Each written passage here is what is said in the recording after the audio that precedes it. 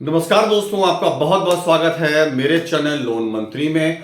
और जैसा कि आपने थंबनेल और आज की टैगलाइन देखी है कि एनपीए के बारे में पूरी जानकारी मैं दूंगा। क्या एक दो ईएमआई निकाल के या 3 ईएमआई के अंडर में आके आप एनपीए से बाहर निकल सकते हैं या नहीं निकल सकते हैं। बहुत सारी बातें मैंने पहले वीडियोस बनाए हैं इस पे, और मैंने देख रहा हूँ कि फिर भी बहुत सारे लोग कमेंट्स आ रहे हैं कि सर पहले कुछ रूल कुछ और था, क्या रूल चेंज हो गया है।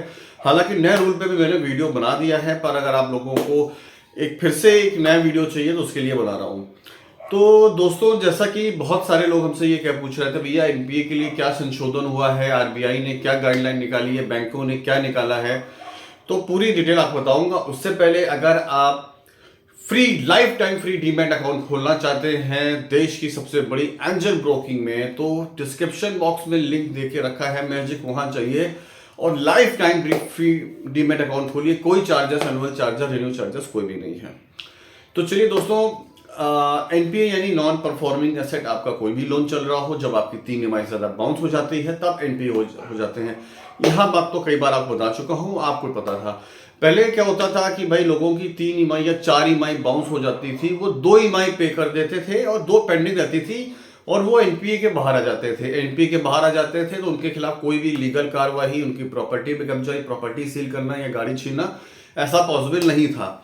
अब क्या हो गया है तो बता दो, लास्ट ईयर फाइनेंशियल ईयर से संशोधन, जी हाँ ये आया है। अगर आप ईएमआई एनपीए हो गए हैं, यानी आप नॉन परफॉर्मिंग एसेट हो गए और आपकी 4 या 5 ईएमआई बाउंस है, चलिए यहाँ पे 5 ईएमआई का एग्जाम्पल हम लेते हैं।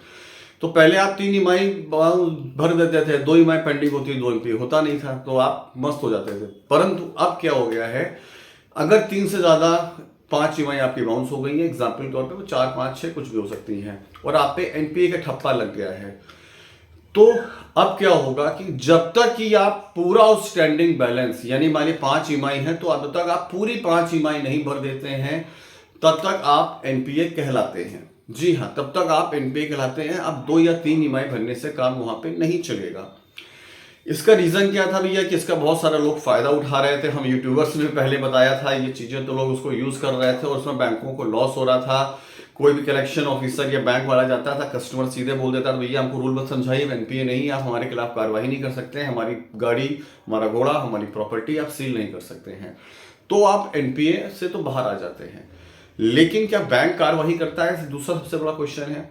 तो देखिए, बैंक को राइट्स रहते हैं आपके खिलाफ कार्रवाई करने के। बैंक तो ये भी होता है कि अगर आपका 12 महीने से ज्यादा लोन हो गया है, अगर आपने एक भी ईएमआई बाउंस कराई, तो सेक्शन 138 लगा के आप पे केस ठोक सकते हैं। परंतु जैसा पहले बताया कि बैंक ऐसे छोटे छोटे मामलों में इंटरफियर नहीं करता है, अपना पैसा, टाइम ज्यादा वेस्ट नहीं करता है। तो अब ये जो चीज है कि आपके अगर 5 ईएमआई है और 5 ईएमआई में आपने 3 ईएमआई भर के 2 छोड़ दी, आप नए रूल के अनुसार एनपीए तो है। अब डिपेंड ये करता है कि आप पर बैंक केस करती है या नहीं करती है, आपके खिलाफ कोई नोटिस निकालती है या नहीं निकालती, ये पूरा बैंक पे और ऑर्गेनाइजेशन पे डिपेंड करता है। और ज्यादातर आपको एक मैं राहत की बता दूं, 99% केसेस में देखा गया है कि बैंक अपने उनको राइट दिया हुआ है पर उसका यूज नहीं करते हैं। रीजन क्या होता है कि भैया कोई जो बड़ा लोन है, जो सिक्योर लोन है, जहां पे आपका कुछ मोर्गेज है, वो कम से कम 7 साल, 5 साल, 10 होम लोन है 10 साल, 15 साल, 20 साल तक, 25 साल तक होता है। कई कई मामलों में 30 साल भी होता है। आजकल लोग 30 साल के लिए भी लोन देने लग गए, होम लोन। तो जानते हैं भैया, बड़ा रिलेशन है, बड़ा लोन है। कस्टमर की 5 ईएमआई थी, 3 ईएमआई उसने दे दी है।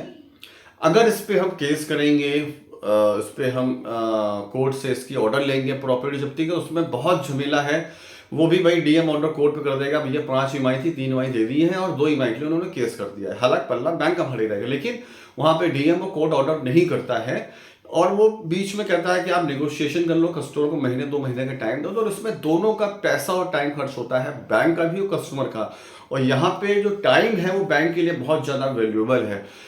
इसलिए ज्यादातर 99.99% केसेस में देखा गया है कि नया जो संशोधन हुआ है एनपीए का, उसके बाद भी बैंक केसेस नहीं करते हैं। बैंक आपसे रिक्वेस्ट करता है, भैया 3 ईएमआई दे दिए, 2 ईएमआई और दे दो। तो ये है पूरा रूल जो नया बताया। जी हाँ, अब पहले आप एनपीए से निकल जाते हैं, पर एनपीए से नहीं निकलते हो।